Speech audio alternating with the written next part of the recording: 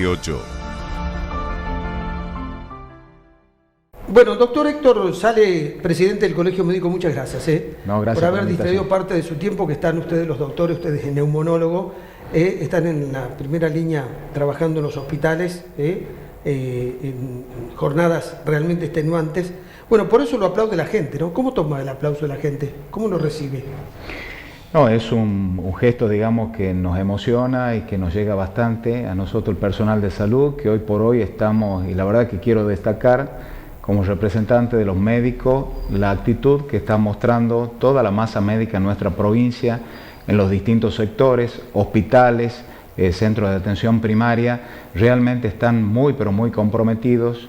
Estamos organizando grupos de atención en los distintos niveles que van a tratar y que van a recibir a los pacientes con COVID-19.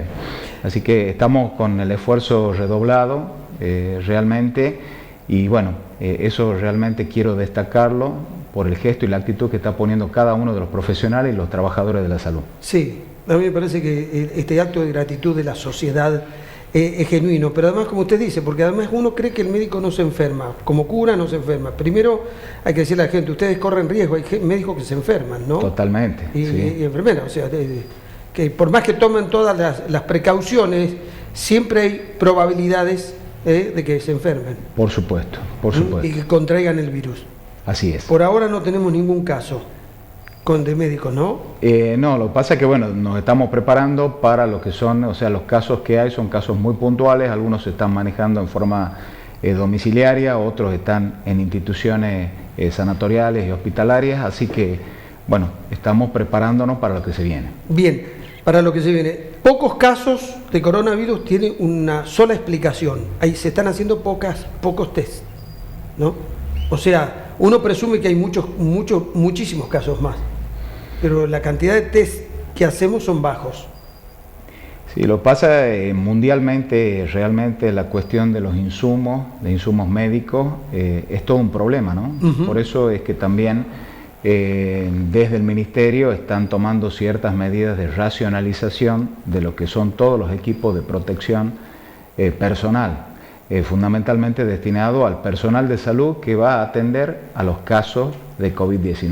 Sí, que en realidad se hizo el perfil de a quienes se va a hacer, al que vino de viaje, al que tuvo contacto cercano con alguien que está en el viaje, o alguno que tiene algún síntoma que pueda determinar que puede estar infectado, ¿no? Claro, pero día a día esto se va modificando por el hecho de que los parámetros que usted dice eran los que teníamos en cuenta al inicio, y ahora ya al haber una circulación es como que se va ampliando la definición, ¿no? Bien. Se va ampliando y lógicamente tenemos que estar los médicos mucho más alerta a los probables casos y a los nuevos casos, a la detección de los nuevos casos. Bien, usted que es neumonólogo, a mí me llamó la atención que el primer Laudani, la primera víctima en Tucumán tuvo gripe A y tuvo coronavirus, porque sí, era como una novedad que podía contraer los dos virus.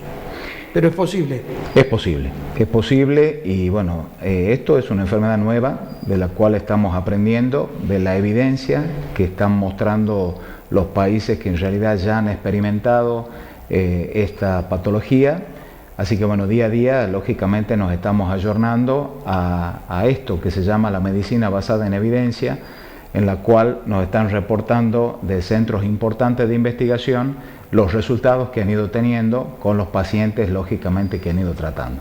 Ahora, doctor, nosotros entramos en el otoño y después en el invierno. Qué problema, ¿no?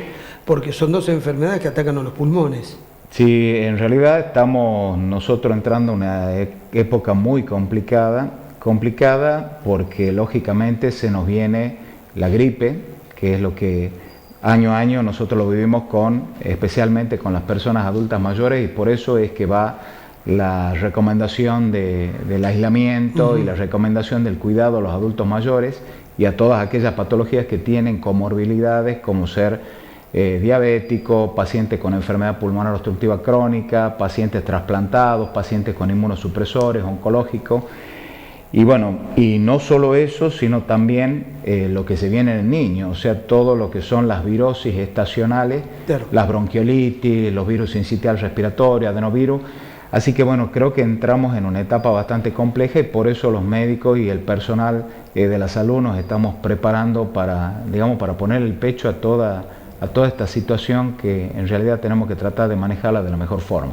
Digamos que en la provincia la mayor cantidad de enfermedades que tienen los tucumanos tienen que ver con las vías respiratorias, ¿no? Tan primero, cuando uno tiene y sí, estacionalmente, sí, estacionalmente. Cuando uno ve la cantidad de casos anuales y de qué se enferman los tucumanos, cuando yo leí el ranking, son estos problemas que vienen ahora en esta época. Y sí, o sea, llevan una estadística muy importante, o sea, epidemiología reporta importantes casos ya desde lo pediátrico, todo lo que son las bronquiolitis, los síndromes obstructivos bronquiales asociados a virosis, y después, por supuesto, en las personas mayores, todo lo que son las exacerbaciones, las enfermedades pulmonares obstructivas crónicas, las infecciones respiratorias, neumonías asociadas en diabéticos, en inmunocomprometidos, y sí, reportan un importante número de casos las enfermedades respiratorias. Por eso me imagino que usted le dice a la población, por favor, más que nunca, más que en otros años, hay que tomar conciencia que hay que vacunarse. Me pareció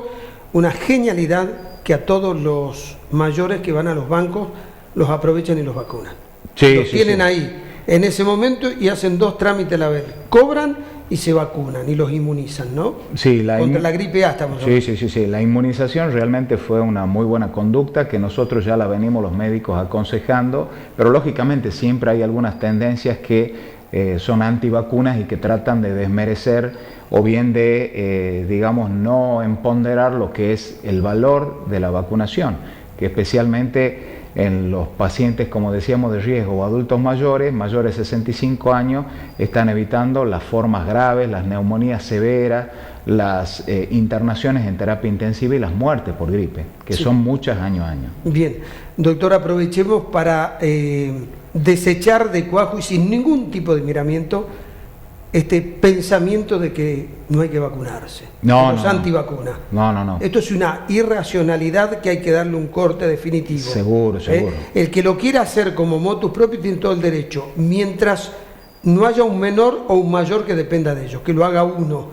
Pero esa cosa de salir a hacer una prédica en contra de las vacunas me parece un acto casi delictivo. No, aparte que la historia es la que nos permite sacar las conclusiones y respaldar estas teorías, con todo lo que fue la poliomielitis, que en realidad gracias a la vacunación hoy no vemos casos de poliomielitis, o bien en el caso de las formas graves de tuberculosis, como es en el caso de las meningoencefalitis tuberculosa, y por eso el tema de la BCG, que también es implementada afortunadamente en forma seriada y bien nace recién nacido acá en la Argentina, ¿no? Permítame que se lo repita a la gente. Creció la expectativa de vida y se erradicaron muchas enfermedades endémicas gracias a las vacunas. Y sí, todo lo que sean conductas preventivas. Las vacunas fueron las que permitieron estos dos indicadores. Sí, o sea, todo lo que sea conducta preventiva, medicina preventiva, yo creo que es muy positivo. Bien, el aislamiento, una medida absolutamente acertada. Sumamente acertada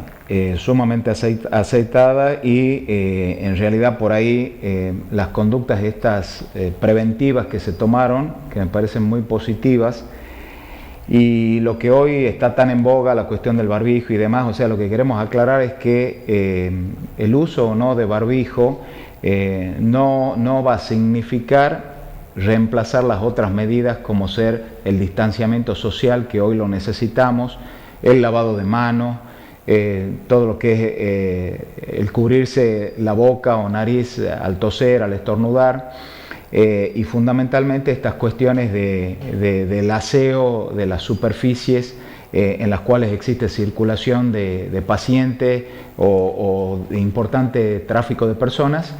Yo creo que es muy importante todo lo que es la desinfección de las superficies, porque sabemos que estas estructuras virales también pueden sobrevivir en estas superficies. Bien, es muy interesante lo que usted dice, porque hay como una psicosis en distintos ambientes laborales donde hay gente que no quiere entrar a trabajar. Pero tomando todas estas precauciones, las probabilidades de infección son bajísimas. Por supuesto. Si con la solución de alcohol y agua se limpian todas las superficies, sí, con determinada frecuencia, si todos los picaportes que se tocan se limpian, si nos lavamos las manos frecuentemente con jabón, si tenemos trapos con lavandina para ingresar, se minimizan enormemente las posibilidades de infección. Y lo que decía usted, si se guarda la distancia... Guardar la distancia y los barbijos para los que tienen que estar a una cierta distancia por algún tipo de actividad. Sí, el tema barbijo, sí, lógicamente que esto ha surgido por las recomendaciones de diferentes centros de otros países, de centros de cuidado y prevención de enfermedades. El tema, las recomendaciones que surgieron de otros países, República Checa, Corea además, es la cobertura facial, sí, que ellos lo llaman. La cobertura facial significa el cubrir boca, nariz, con lo que sea. Que en realidad, más que para la protección personal, eso va fundamentalmente para prevenir o para disminuir la propagación del virus, ¿no es cierto?, de los probables pacientes portadores de esta enfermedad hacia la sociedad en general. Entonces, más que nada, apuntaría a eso. Porque en realidad en esto también hay que ser coherente por el hecho de que nosotros no estamos viviendo el pico de la enfermedad y todo lo que hablábamos recién, lo que le pasó al mundo, porque en realidad el mundo está sorprendido con esta enfermedad que nos está enseñando muchas cosas. El mundo está también con déficit en todo lo que significa los insumos médicos. Entonces también va a haber que tomar, digamos, con cuidado las recomendaciones masivas y tener un uso racional en el sentido de que no caigamos en el hecho de cuando se necesiten los barbijos quirúrgicos para ser usados en instituciones de salud para los pacientes, para atender a los pacientes, que no corramos el riesgo de quedarnos sin ese instrumental de barrera que significa. Entonces por eso es que se están implementando todas estas cuestiones de los barbijos caseros, de todo esto para salir a la calle, digamos, para evitar, ¿no es cierto?, de terminar consumiendo este material que es vital dentro de las instituciones de salud. Bien. Porque en realidad ahora, lo van a necesitar quienes lo asistan a los pacientes con COVID. Bien, tenemos una estructura de industria, de la industria que puede producir barbijos, todo lo que son las textiles, que me imagino que el gobierno debería ponerlas a todas a trabajar en esto, porque hay un decreto que se puede obligar a la empresa, se han limitado los derechos individuales, entonces ponerla a todas las empresas a trabajar. Yo creo que en Rosario todas las textiles han tomado la iniciativa de todas hacer barbijos, camisolines, todo lo que se necesita, ¿no? Sí, son acciones positivas más en esta época de contingencia. Bien, ¿cómo nos estamos preparando, doctor, para este pico del cual usted habla y que todavía no ha llegado en cuanto a la infraestructura, los insumos, los profesionales en cantidad y en capacitación suficiente? Y bueno, del Ministerio de Salud se hicieron cambios en todo lo que es la modalidad de atención. Se cancelaron los consultorios de atención programada y a demanda que no sean urgencias, y se está abocando los hospitales y los diferentes centros para la atención de los pacientes febriles, que es lo que hoy tenemos, la situación de dengue y de COVID. De esta forma se están generando grupos de trabajo, es decir, que los profesionales médicos que en importante porcentaje trabajamos en la parte del Ministerio de Salud Pública, estamos a disposición, nos pusimos a disposición para armar estos grupos de trabajo que van a trabajar en las salas donde se va a atender a los pacientes con COVID. Otros grupos van a trabajar sobre los consultorios de febriles que van a hacer la recepción, otro grupo va a hacer la toma de muestra, los hisopados, y otro grupo, digamos, se va a encargar de la atención de los pacientes que entran en la parte crítica en terapia intensiva. O sea, es todo digamos, una rediagramación del personal de salud por el cual realmente yo, como presidente del Colegio Médico, quería sacarme el sombrero y destacar la actitud que están mostrando todos los grupos de trabajo, porque inclusive médicos que son mayores de 60 años, médicos con comorbilidades, no es que se fueron a la casa, esos médicos y esos trabajadores de salud están atendiendo, haciendo telemedicina, es decir, atendiendo teleconsultas a través de un 0800, es decir, todo el personal médico está a full y a disposición de la comunidad tucumana, y yo creo que eso hay que destacarlo. Es bueno que usted lo diga. Ahora, esto me obliga a una pregunta. Todos han dejado sus consultorios privados. Esto les va a generar un impacto económico de una estructura de gastos que ustedes tienen. Frente a esto, ¿cómo van a hacer frente? Sí, realmente... ¿Hicieron conocer esto al gobierno? Sí. Desde el Colegio Médico hicimos una presentación al gobernador y digamos con copia al Ministerio de Economía de la provincia, haciendo saber, digamos, de esta situación que estamos sufriendo ahora los médicos que atendemos en la parte privada, que es un cese de la actividad en la parte privada, siguiendo las recomendaciones sanitarias. Es decir, para evitar todo lo que es el acúmulo de pacientes en las salas de espera, que sabemos que eso puede ser un foco tremendo de propagación. Sí. Los médicos, en realidad, la parte privada lo entendimos y nos pusimos para sumar esfuerzo por el bien de todo, pero bueno, tenemos que asumir todo lo que son esos costos de alquileres, secretarias, etcétera, y a su vez no tenemos un ingreso porque no estamos atendiendo, o sea, estamos abocados únicamente a la parte de salud pública.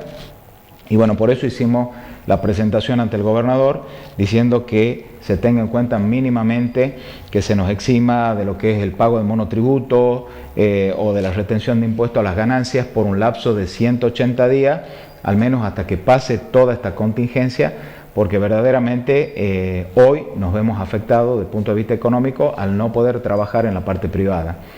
Entonces, esto también lo hicimos a través de la Confederación Médica Argentina, desde el Colegio Médico, que forma parte de la Confederación Argentina, al presidente de la Nación, al ministro de Economía, digamos, para vehiculizar esta preocupación que estamos sufriendo los médicos, que hoy estamos dedicados a full a esta situación. Claro, porque ustedes están pidiendo, no para algunos impuestos que son de jurisdicción provincial, pero otros jurisdicción nacional. Otros son de jurisdicción nacional. Sí. Por eso tiene que haber una coordinación entre el gobierno nacional y el gobierno provincial.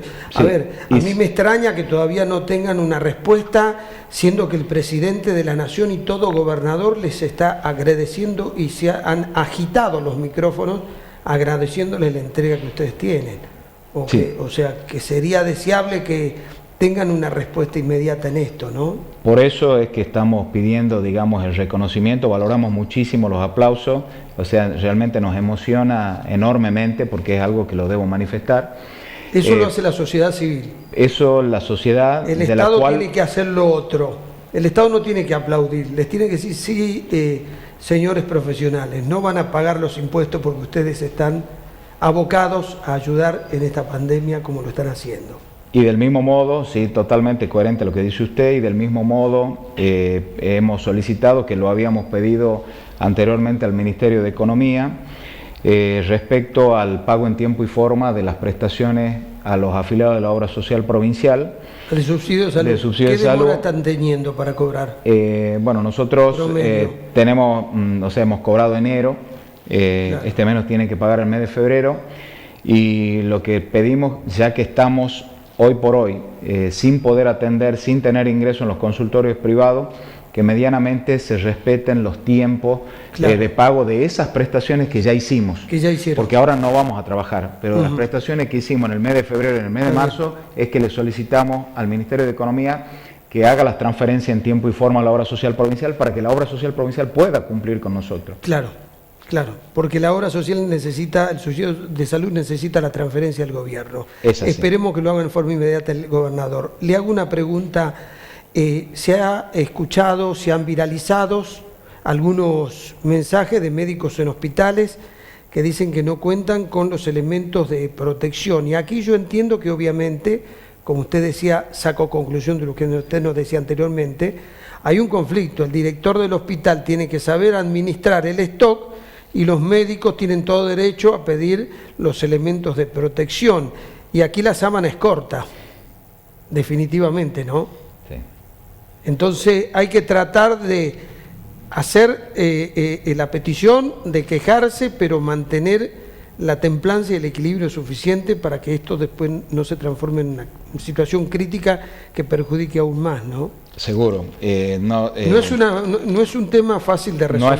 No es fácil. O sea, la administración de recursos no es una tarea fácil, es una tarea, digamos, que requiere una atención muy importante, pero sí, lógicamente, lo que quiere la comunidad hospitalaria, los trabajadores de la salud, los médicos, es tener la cierta tranquilidad de poder contar con los elementos de protección personal para poder trabajar con esa serenidad y con esa tranquilidad por el bien de los pacientes. Por supuesto, el médico tiene que tener una tranquilidad para poder realizar todas las actividades. Para terminar, doctor, estamos todos preocupados. Entrar en una cuarentena es muy fácil, se hace por decreto, todo el mundo a su casa. Salir tiene un nivel de complejidad extraordinario, enorme. Usted, personalmente, como colegio médico, ¿ustedes hicieron algún tipo de recomendación? ¿Han pensado la forma en que se debe salir de esta cuarentena? Pues no se puede hacer masivamente. Lógico. Lógico, uno entiende todo, en realidad existen instituciones y existen sectores que no pueden resentirse durante mucho tiempo porque lógicamente es una cascada de la cual termina perjudicando no solo la economía sino la comunidad.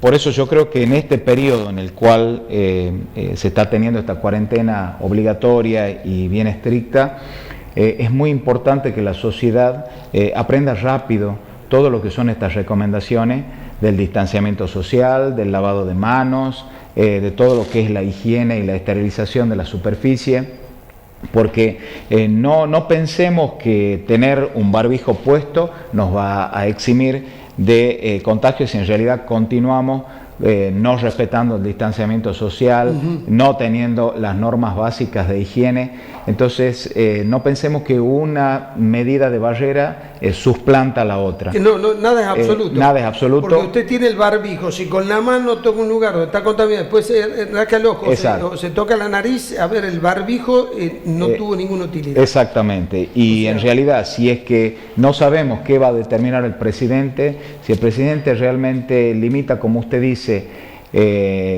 salir de la cuarentena o empezar a liberar ciertos sectores, es lo que le pedimos a la comunidad. Que sea prudente. Que sea prudente, que no pierda las medidas de bioseguridad que aprendió durante este periodo por el bien de todos. Sí, tienen que hacerse en hábito. Además le contemos a la gente una intimidad. Con usted tenemos una gran relación, diría una amistad, y lamentablemente no nos pudimos dar un abrazo y esta es la distancia en que nos mantuvimos.